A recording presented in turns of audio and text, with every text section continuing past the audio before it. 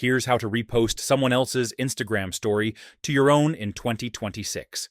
If this video helps, please like and subscribe for more quick tutorials. You can only repost a story if the person tagged you in it. If you're not tagged, there's no official repost option. First, open the Instagram app on your phone. Tap the message icon in the top right corner to open your DMs. Open the message where someone mentioned you in their story. You'll see a preview of that story. Tap Add to your story. This opens the story editor with their story already added.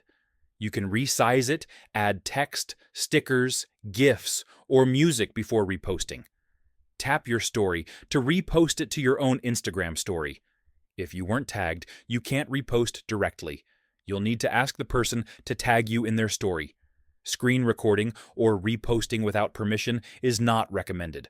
Always respect privacy, and that's it. That's how you repost someone else's Instagram story to your own. Subscribe for more Instagram tips.